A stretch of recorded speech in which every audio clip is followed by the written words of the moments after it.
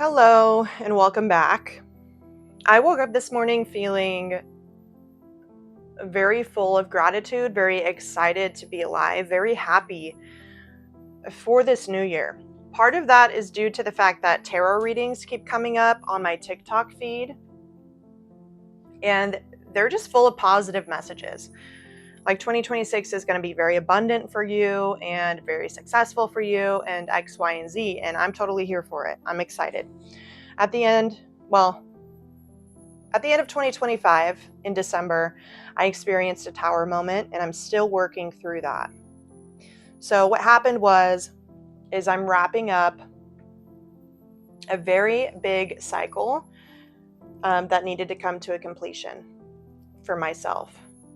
And for those of you that don't know, in spiritual terms, a tower moment is when something very inconvenient happens in your life, and it is a bit of a setback, and you have to basically work through it. And once you work through it, if you hear Violet in the background, she's playing with her toys, so I apologize. But so basically you have to work through it and get to the other side. And usually what comes after the tower moment is a lot of success and relief, and you're usually even better off than you were before you had the tower moment. So I am proud of myself for staying positive and just doing what I need to get through the day. Because I have 2 kids and 3 dogs, and I have a career, and like I said, I woke up very grateful for all of that today. So I wanted to share with you a little bit about my backstory and my career and why I think the 9 to 5 is outdated, and where I would be if it wasn't for the 9 to 5, and where I am now because I don't like the 9 to 5. So I started off in the service industry for 10 years, waiting tables, bartending, hosting, and I loved it. I loved meeting people, being in a fast-paced environment, only having to work 4 or 5 hours to make what I would sitting at a desk for 8 hours. You get to meet people, connect with people. It's awesome. I loved the industry. Well, I noticed myself aging in that industry. Like, holy shit, 10 years just went by. I have no kids. I have no husband. I don't know where I'm going from here. I have no degree. So I decided to go back to school, finish my associate's degree. I have an associate's in communications. And I was very proud of myself. Well, 6 months go by after I get my degree, and I cannot find a job. I tried my best to make my profile on Indeed and LinkedIn look really good. I had a great resume, great skill set, and nobody would hire me or give me the chance. And I think that's part of the issue within society is they tell you to go to college and get this piece of paper, and then, you're expecting to find a job right away. Well, it doesn't happen like that. I personally think, how are people going to gain experience if you don't give them a chance to show you what they can do? Like, of course, people come out of college with certain knowledge in a certain field, but it really takes experience, to get good at something. So I was a little disappointed that nobody was as excited as me for getting my degree. So I met with a lady for coffee, one of my friends that I met down the road through networking a little bit, and I met with her for coffee, told her about my skill set, told her that my goal was to create a passive income from working anywhere in the world where there's Wi-Fi. I want to be able to work from my computer anywhere in the world because I want to travel. I love going to Colorado once a year on my birthday and exploring the beautiful world that I live in. And so we were chatting, and then she had an appointment after me, another meeting after me with somebody who was kind of in a similar situation, except she has a master's degree. She's very experienced in what her field was. And insurance found her. So insurance found her, and then she found me. I stayed and listened to her about her opening her business with State Farm, and I was like, okay, I really don't want to work in insurance. I don't want to be a 9 to 5 employee. I don't want to drive all the way out to West Omaha. I live, in Iowa at Council Bluffs, and it's just like a 30-minute drive out there. I didn't want to do all that. I don't like waiting in rush hour traffic. I don't like the idea of sitting at a desk for 8 hours a day and then having to drive home and the sunlight's gone. And I missed all of that throughout my day. But I couldn't find anything else, and I wanted to put my good skill set to use. So I worked for State Farm for a while, and I got burnt out. One day, I packed up my desk in my office, my entire office, and it looked beautiful. I had real plants everywhere. It was green. It was a very positive environment and decorations and things like that. And just decided I was done with this. I don't want to do this anymore. I have no social life. I have no time to myself. I work, go home, relax for like an hour, and then do it all over again the next day. Like, I don't want to keep living this way.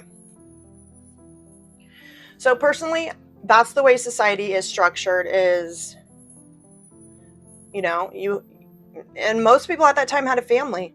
Most people have a family. Luckily, I didn't quite yet, but that's what they do. They wake up really early.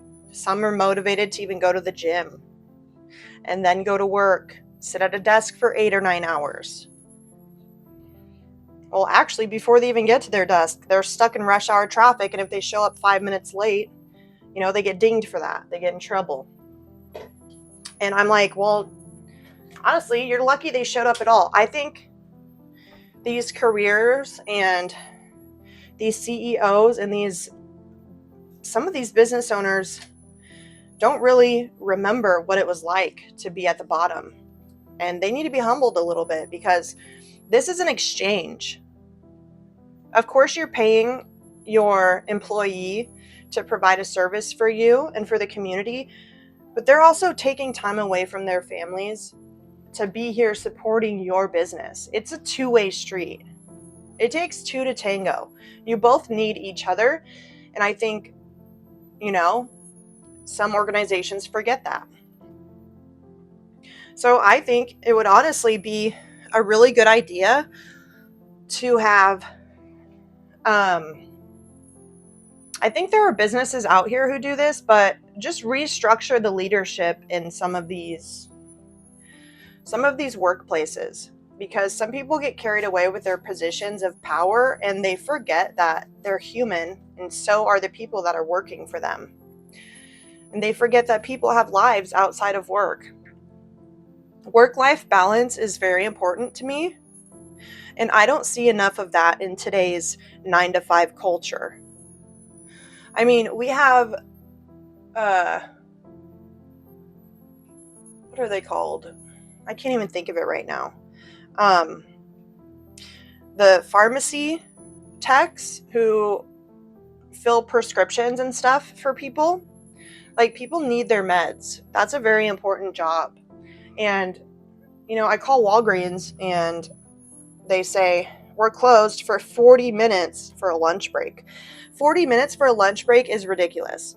When you're standing the whole entire time, filling prescriptions, answering phone calls, like, that's just not a lifestyle for me. And maybe I'm missing something about that. Maybe they get, 2 extra days off or something. Or maybe they get 3-day weekends. I don't know. I guess I've never really interviewed someone who is a pharmacist, but anyway, but that's how it is basically. I mean, anybody who works in a 9 to 5 usually gets a 1-hour break in between, or a few smoke breaks here and there. I don't think that's a way to live. I don't think that creates a good work-life balance. I mean, you're basically basing your entire life around your job.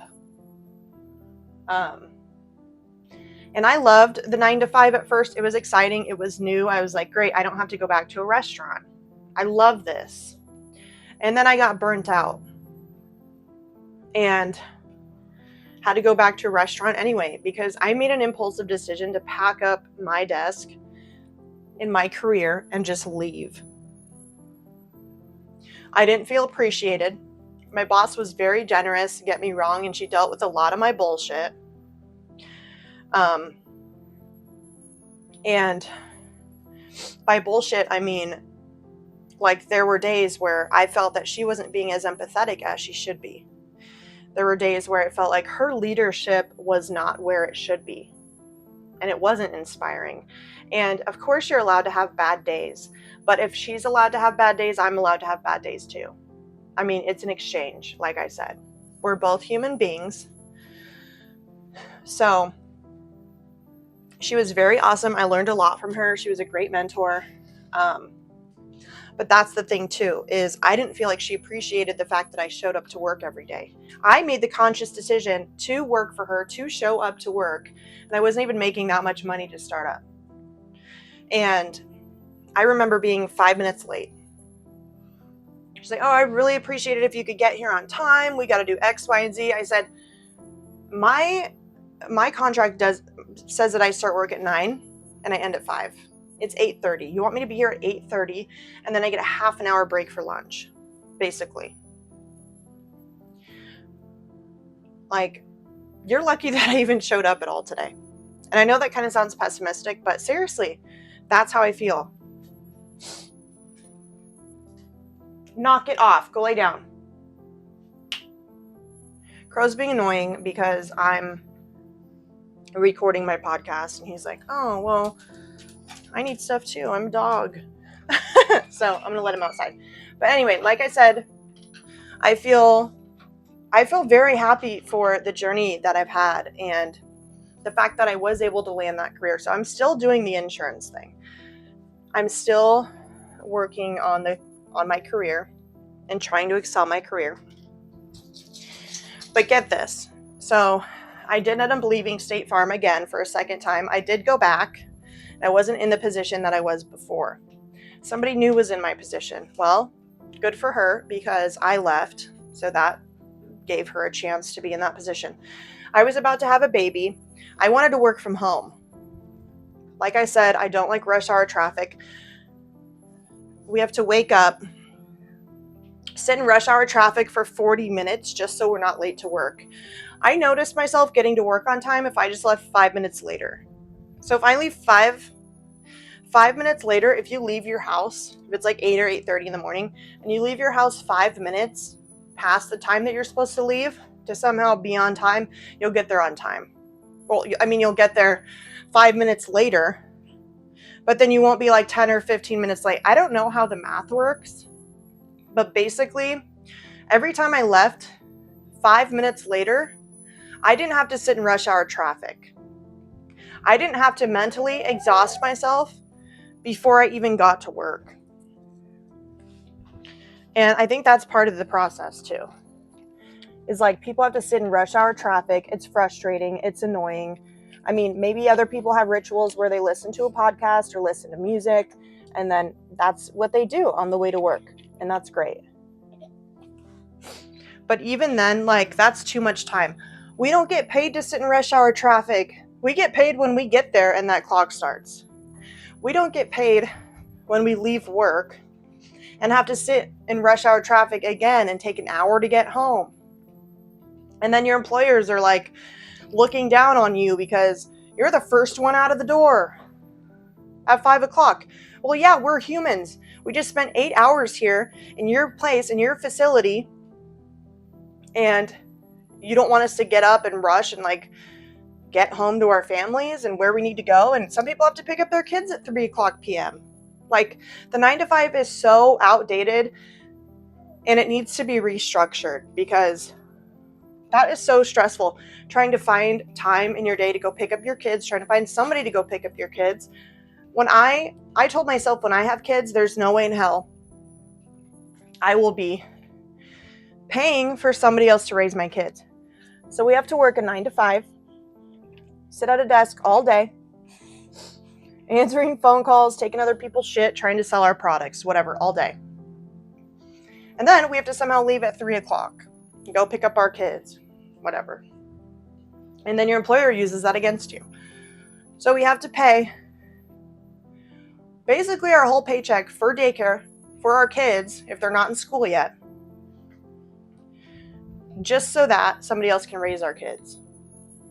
It's redundant. It doesn't make sense. And then also maternity leave is like 6 to 12 weeks for a mother.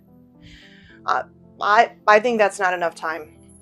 12 weeks with your baby that's still breastfeeding. I mean, most people do breastfeed. Most women do. But it just doesn't make sense to me. It's so outdated. Babies should definitely have longer times with their mother. And you know, some of them are single mothers. Some of us are single mothers.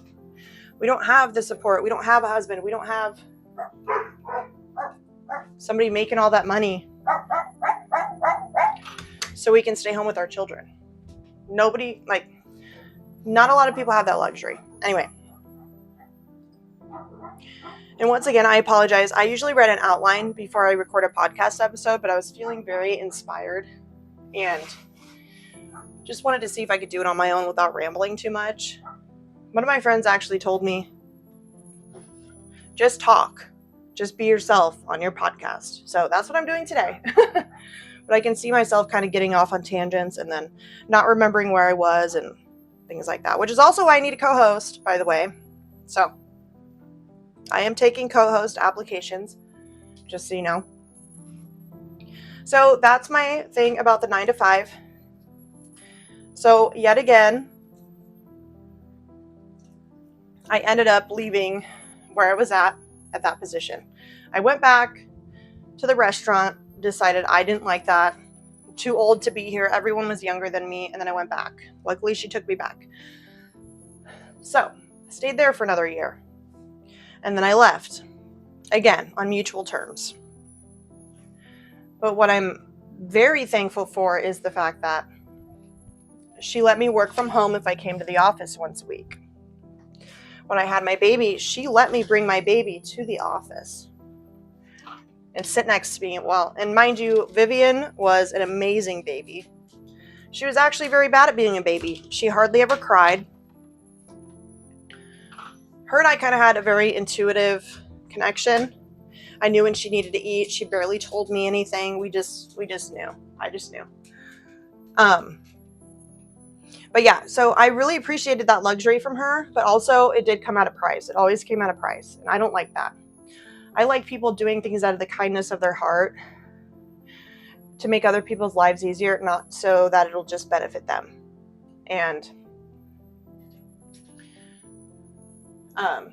like I said, I'm very thankful, but once I left that position, I was kind of freaking out because I just found out that I was pregnant with my second child while I had a 5-month-old baby. So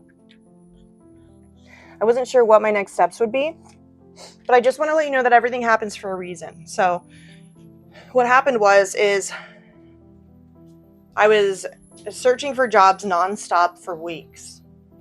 Basically the whole month of December, I was job hunting, job searching, and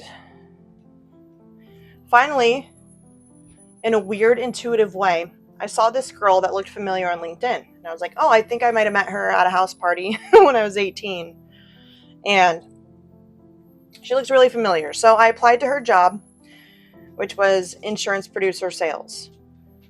And her boss emailed me immediately, and he said, I noticed that we know the same person who's on your resume.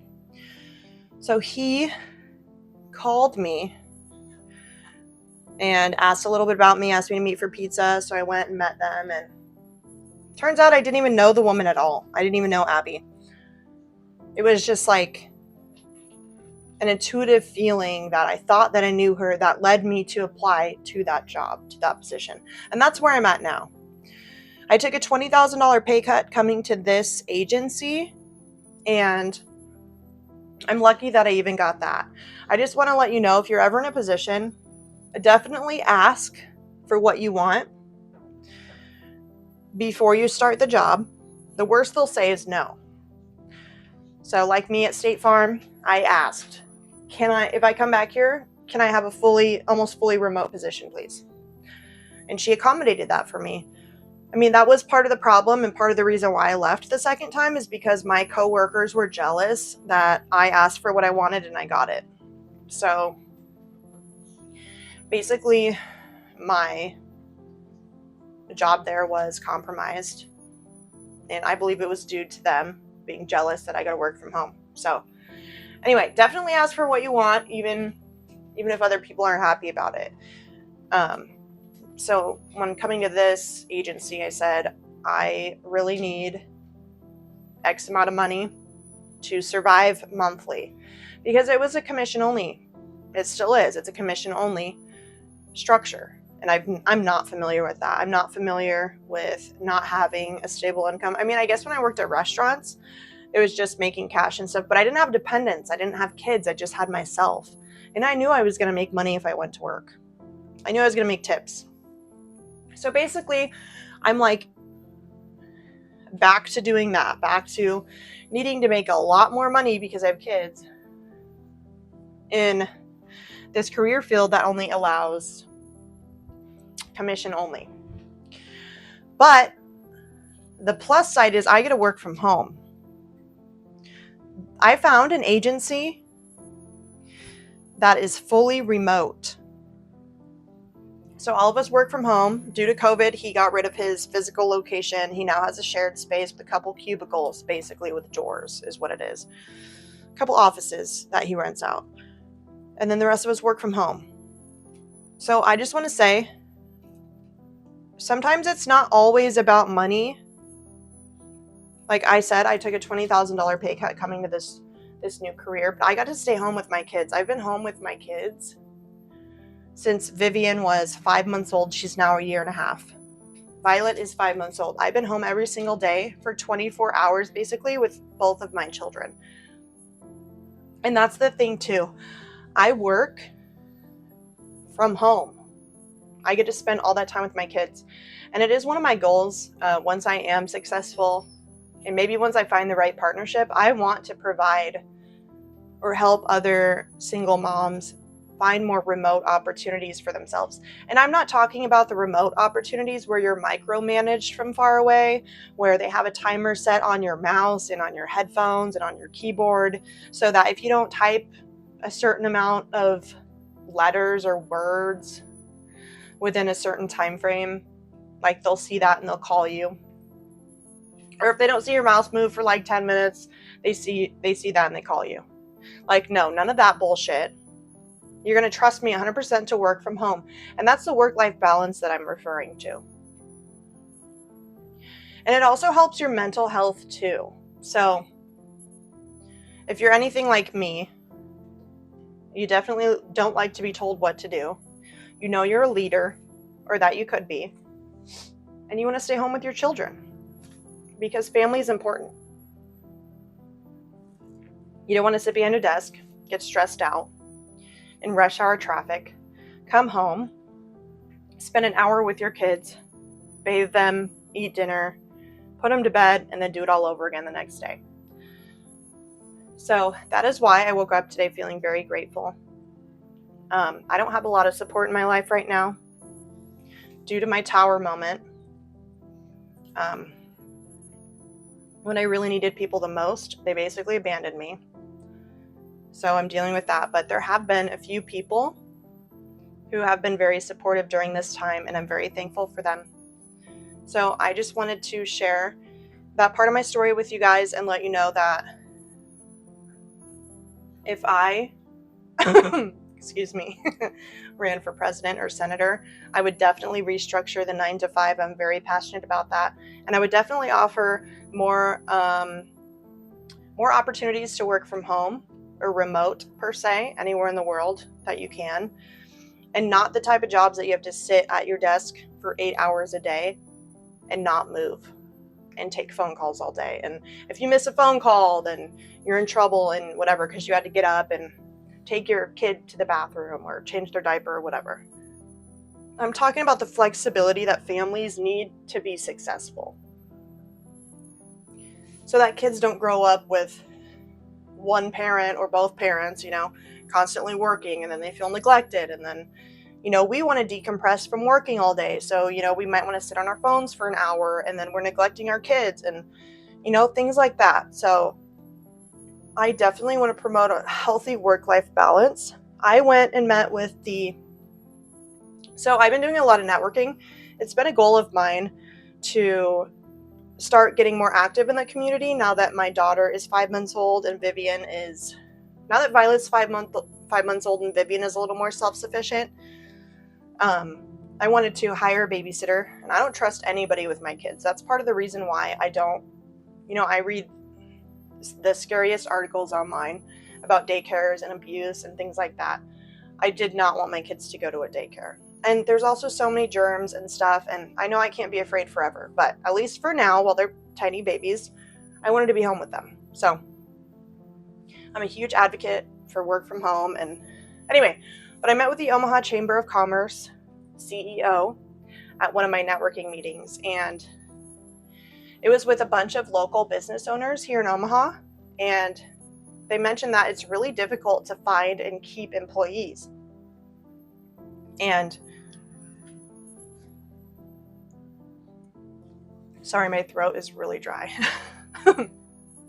And they mentioned that it's really difficult to find and keep employees due to the fact that they don't have good work-life balances, and they don't really have the resources for their employees to be happy there, and things like that. But then it also kind of compromises their business if they do, like, because they need them to do certain things for the job and whatever. And then there are also people on LinkedIn and Indeed who just graduate college, and they also don't have the resources to pay them for their expertise and to pay them to train new employees. And so it was just this big redundant thing about how they are struggling to keep and hold employees, because they do have their own personal lives, and those are most important. Your family is most important. So that's the update. And yeah, I'm very thankful and blessed to have the setup that I do. And I just want to say the universe does provide in its own way. So recently my commission structure has been lowered due to, I don't know why, but my boss lowered my commission structure and whatever. Well, the same day that he lowered my commission structure, I picked up a side job, basically replacing that income. So the universe works out in mysterious ways. I'm in my receptive energy.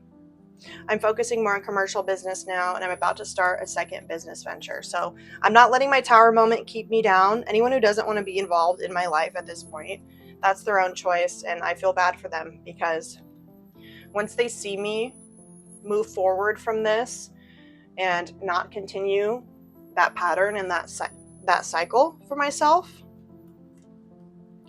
they're going to want to be in my life again, and I'm going to be like, well, remember when you weren't there for me? And that's something that I struggled with too, is keeping people in my life a little bit too long that they shouldn't have been in my life. So, but yes, so my advice is definitely don't stop looking for what you want, and don't settle. Don't settle for that job if you're not happy. If you notice behaviors coming out, when you get home, or maybe you're a little more neglectful with your children, or if you notice any of these behaviors, you're not happy somewhere else in your life, and it could be your career.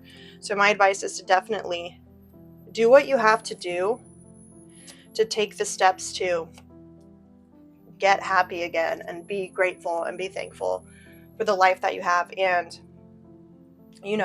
your kids want to spend time with you. They want to see you happy. And you got to do what's best for you. So that's just my experience. If I didn't leave State Farm the first time and take that risk and go back to the restaurant and then go back to State Farm and then leave again, I wouldn't be where I'm at now.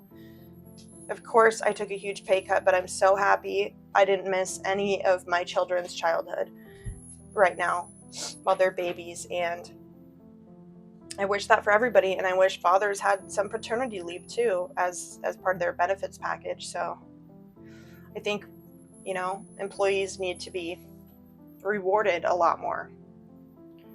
And they would appreciate that. And we owe them that. Well, business owners owe them that. So, keep supporting local. Thank you for listening. Sorry if I was rambling a lot. Like I said, I did not make an outline. And this is basically the second episode. This is the most episodes I've recorded in the last 3 years.